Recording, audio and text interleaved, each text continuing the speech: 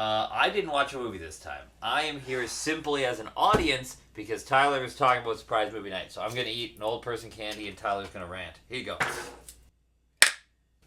Of all the Monday mystery bullshit I've seen, this is hands down one of the worst. And I mean, I didn't have high expectations. I was hoping it would be Tony, dreading it would be Super Troopers 3 because there was a poster for it in the lobby, and whether you like Broken Lizard or not, par 3 comedies never work.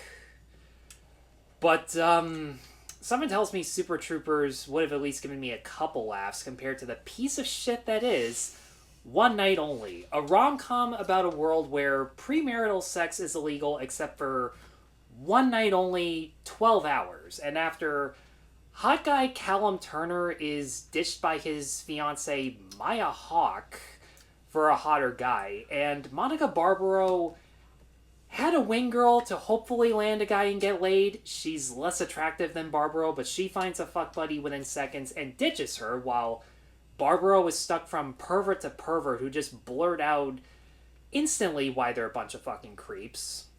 But Turner and Barbaro literally bump into each other. Scratch that off your fucking rom-com bingo card.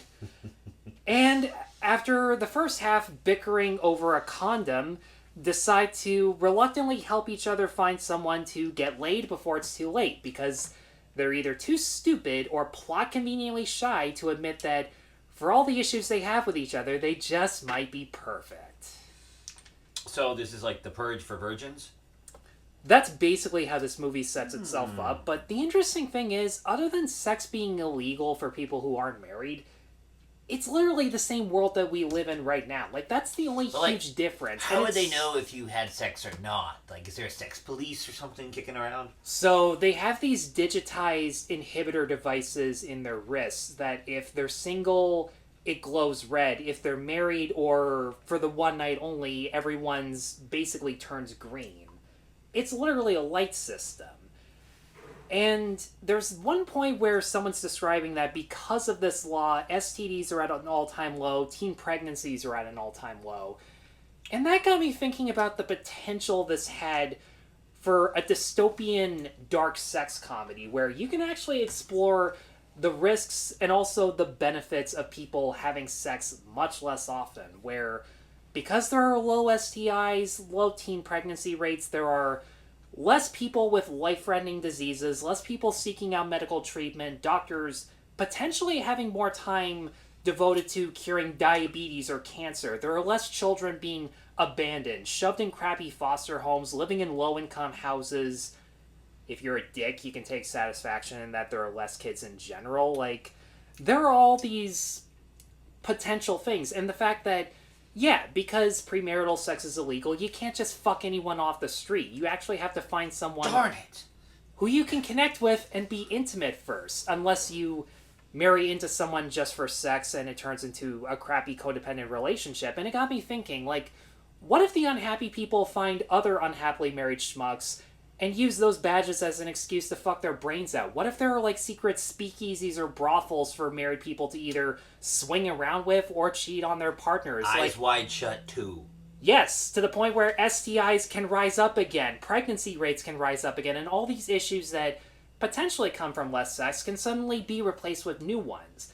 This can make, like, a really good South Park episode. Or one of those annual specials like the Ozempic one, because Trey Parker and Matt Stone analyze and critique all sides of this debate. Like, I can see conservative villains enacting this law criminalizing sex because they legitimately believe in the benefits, but are also blinded by their religious faith, their lack of faith in humans, or on a personal level just hate the fact that single people get less sex than they do, which is why it would be personal for them to keep the law intact. Question. If you get divorced, yeah, are you able to have sex, or do you gotta, like, wait till you're married again? Like, how does that work? You would probably have to wait until you have sex to get remarried again, because as soon as the divorce is broken, like, your chance to bonk at any time is broken.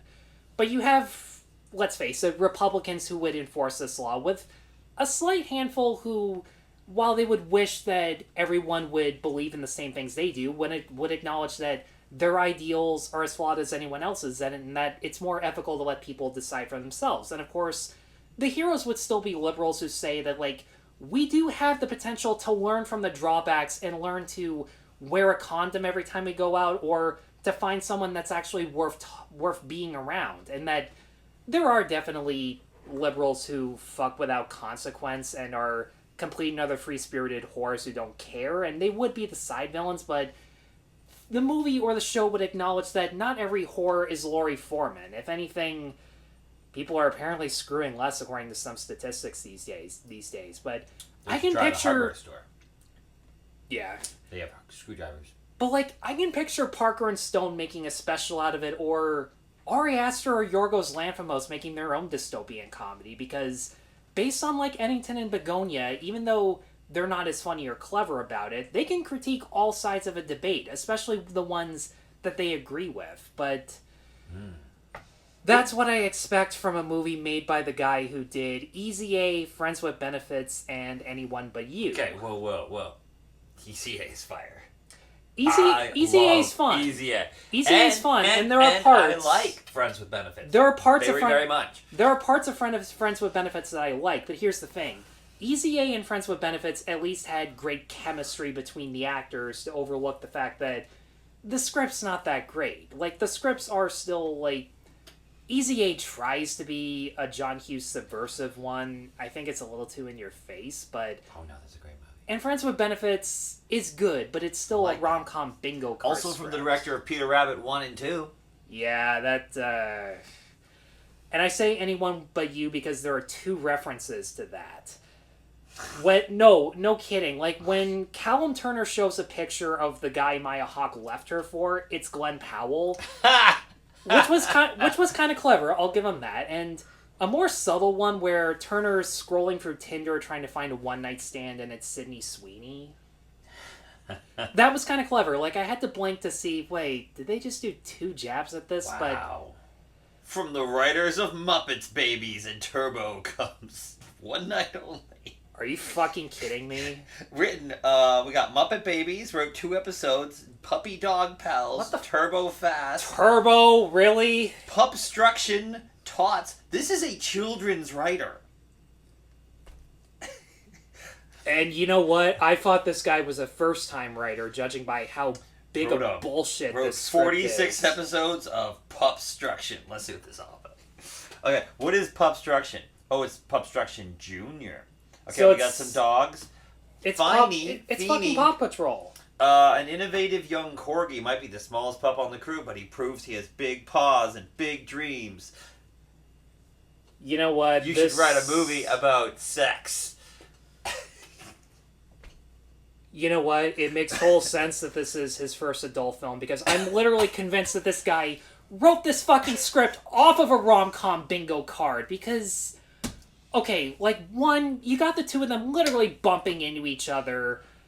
You got the moment where it's a bad first impression, which is why they spend the whole first half fighting with each other. In this case, Turner pukes bad sushi on her, and that's... Oof. Yeah. That sounds like a no thank you. Yeah, and not gonna lie, that I don't blame her for hating him in general, because Callum Turner... I'm sure I've seen at least 1 or 2 movies of his, and I'm sure he's a good actor, but in this movie, he's got this ridiculous... It's not a Gilbert Gottfried squint, but his eyes are so... More of a Johnny Galecki squint, where he's just... Aside from the muscles and the slender build, he is not an appealing lead. Oh, that's the guy from Emma. See that Emma thing? Yeah. The guy whose face is built like a literal brick. Yes! Which, when you're supposed to be romantic and funny at the same time, like, his facial expressions lead to nothing. Because my face is hard. It leads to nothing in terms of comedy, and I don't want to diss Monica Barbaro, because I do like her. I have to figure who that is. She was Joan Baez in Complete Unknown. And she was good in that. Oh, that's the lead. Okay. Yeah, and, like, she was good in that. I'm not gonna lie, but, like, she's given...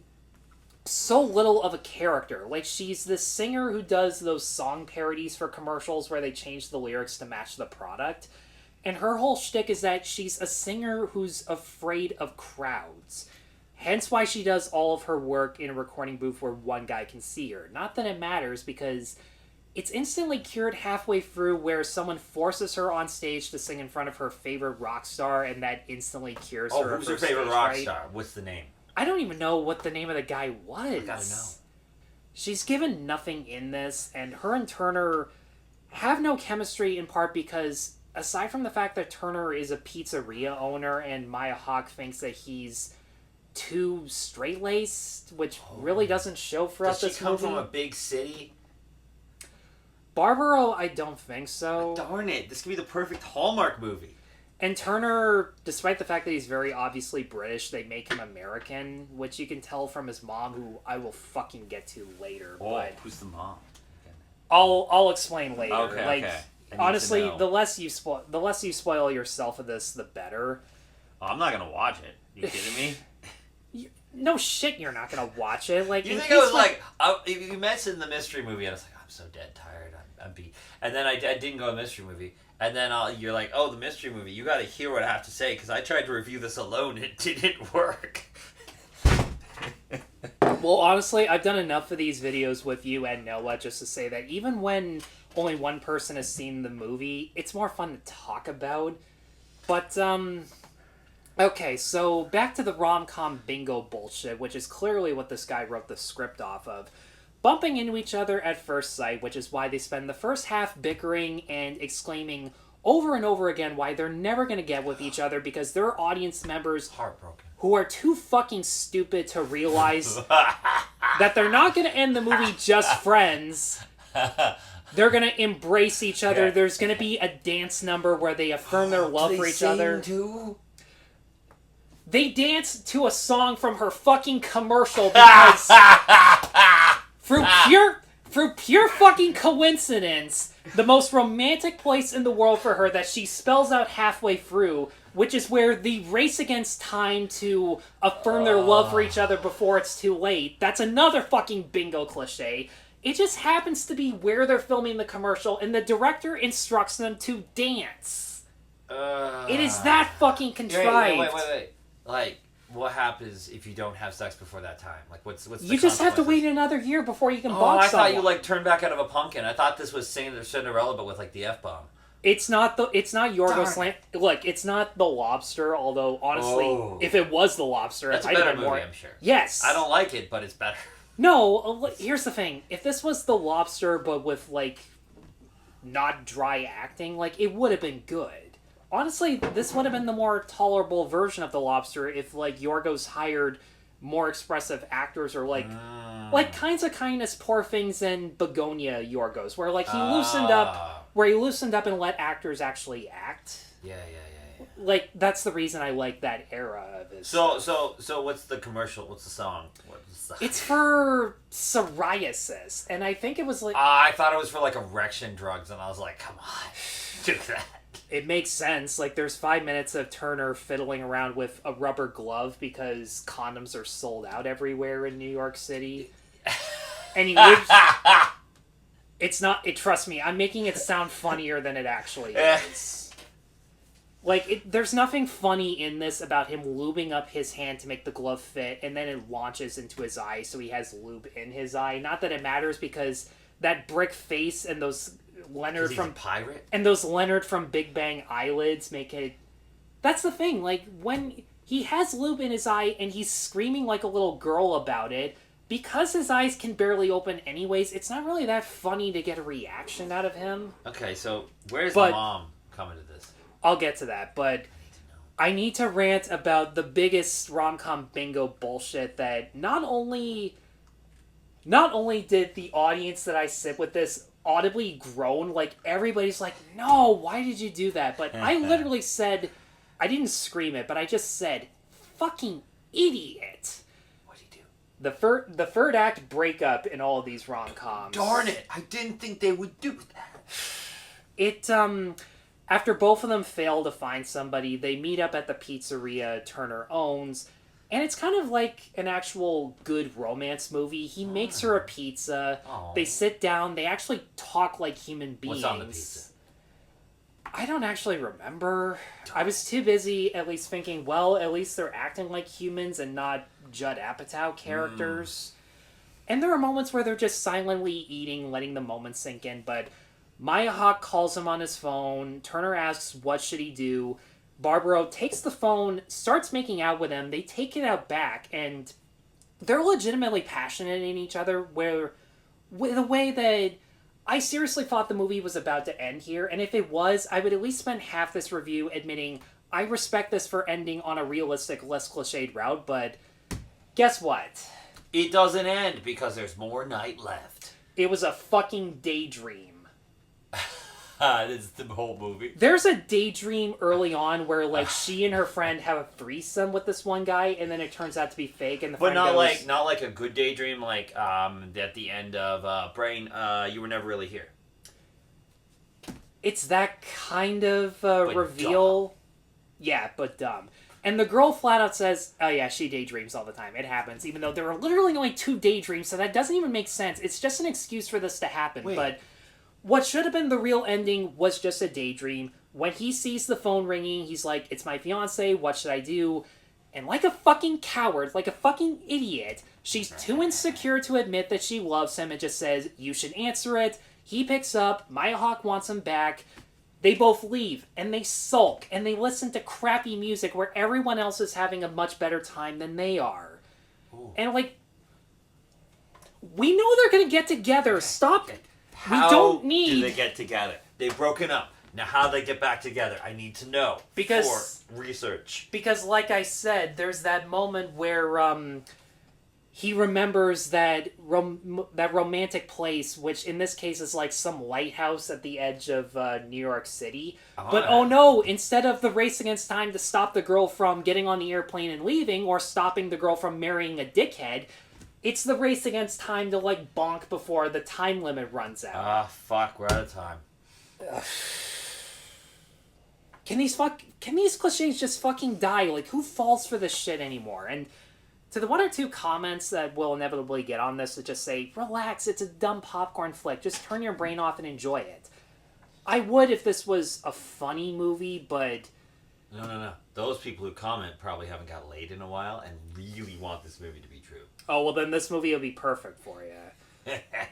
But this is a prime example of why I hate modern comedy. Those Judd Apatow ones where they're clearly improving because they literally repeat the same sentence with 1 or 2 words changed half the time. It's that kind of thing. Like, there's seriously a moment where, as they're fighting for the last condom in New York... Which, that should be funny. It should, but... That should be funny. They literally flip the condom like a coin, where it's like, logo or instructions, and Turner literally spends a minute or 2 just going, logo, no instructions, no, sorry, logo, instructions, logo, instructions, it's just like... And there's so many other scenes like that where a creepy guy walks up to Barbaro and goes, God, you look so sad. I mean, really sad. So sad you could win a gold medal at the Sad Olympics. And there's seriously a point where they're starting to bond. He's playing the piano. It's just like, I'm so sad. Am I sad enough? Yeah, but like when Jason Segel and sad in what's that one? Forgetting Sarah Marshall with the puppets. Yeah. That's really funny. That's funny. Yeah, and I mean that makes a vampire puppet musical to get over a breakup. That's how it's done, kids. That was cliched too, but at the same time, the acting was good. The jokes Jason were actual. Segel's so good. The jokes were actual jokes, and that's the thing. Every time they repeated something, there's one moment where there was a good joke, and then they fucking ruined it by talking too much. Where a guy goes, "Can you believe all these guys just blurting out how weird they are?" And he's starting to connect with her. And then another guy walks up and just goes, so, am I going to be on top or is he? And so, okay, like, that was kind of funny. And she obviously walks away. It's just like, or it could be the 2 of us going at the same time, or he and I can go, and then you go, and then you go, and you go. It's just like... It's because the person who wrote this wrote Pupstruction, and kids like constant talking and things where there's no breaks for air. Maybe the Pupstruction got in the way of the fucking. I can't think of any other excuse because I just want to say this, like, repeating your lines over and over again is not comedy. It's not even improv. It's filler. It's actors being given too much freedom or no direction, and because the director is too lazy to just make up their fucking mind, or the editor gets overruled on what to cut or what to keep in. They leave everything. They leave this one scene of Turner saying to Barbaro, I would never have sex with you. I would never sleep with you. It's not going to happen. You couldn't pay me to sleep with you. And I'm just sitting there going, what about this was so funny that they left everything in and just went, the audience is going to laugh at something, when the exact opposite happens. And the thing is, for a movie that is about sex only being legal for 12 hours, like literally The Purge for fucking, it's not even raunchy enough to be...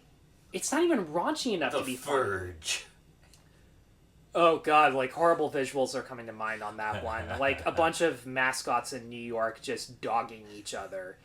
In fact, there were seriously more anti-sex signs of stick figures dogging each other with words that say, this is illegal, report if you see this. Like, as if we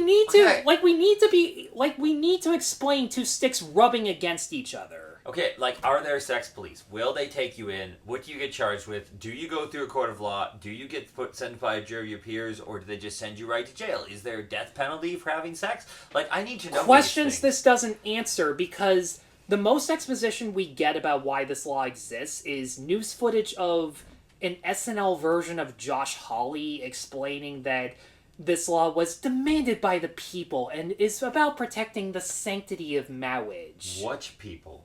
Yeah, exactly, because there's literally only one person who says, well, at least this law makes us actually, like, find people who are legit soulmates, but that guy is a drunk rock star who publicly protests the law and is a complete and utter douchebag in private, so, like, you can't take him seriously. So because they don't like Bon Jovi, they made a law, and this movie exists.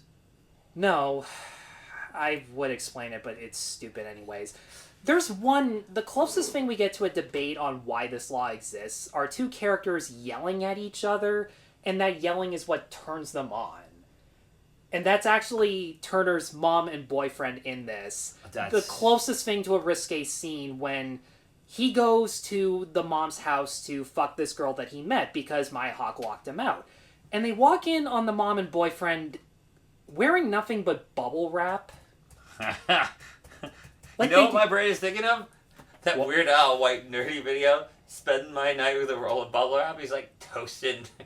That was more... He's toasted a wine glass to bubble wrap on a date. See, like, him rubbing against each other in a sexual way is more sexual than anything that happens in this. Like, do they have life-size body condoms like in Naked Gun? I'm assuming that's... Well, you would think that's what they're trying to do, but according to them, they saw some ASMR videos on YouTube and that gave them an idea, but like... Yeah. Yeah, like, they don't do the Weird Al thing of, like, rubbing up against each other where they're popping as much as they are. They're not rolling around on the floor or in bed. Seriously, as I'm describing this, isn't that funnier than just, I walked in on my mom and boyfriend wearing LeVar Burton is doing it with someone in a bubble. Yes. I didn't recognize them until I looked them up on Wikipedia. The mom and the boyfriend, I want to be the one to say this. The mom and the boyfriend are LeVar Burton and fucking Molly Ringwald. I gotta say, as much as she throws John Hughes under the bus, she had more dignity in the more problematic scenes of John Hughes movies, because those at least didn't go out of their way to make her look ugly. Because the whole joke in this is that she's trashy, which goes against, like, everything that she complains about with, like, the highlights of her career. And I just gotta say this, LeVar... This is the fucking reason why Reading Rainbow will never come back. Sure. You are helping make movies for people who are too fucking lazy to read. Shame on you. Right. You could do a crossover with Pupstruction and Reading Rainbow. Make this happen. I want this. No. Just no. In case you haven't noticed, this is one of the worst movies I've seen all year, and I don't recommend it to anyone whatsoever. Like, I was describing this to my mom, and, like, she likes dumb rom-coms, she likes Easy A and Friends with Benefits. This did not appeal to her whatsoever. Everything I just described. And I didn't even try to hide my contempt for it. I just described scenes like the bubble wrap, and she just goes, yeah, that's stupid, I'm not watching that. And, look, I'm not going to say anyone is stupid or ignorant if they go see this and they enjoy it. I'm just going to say this.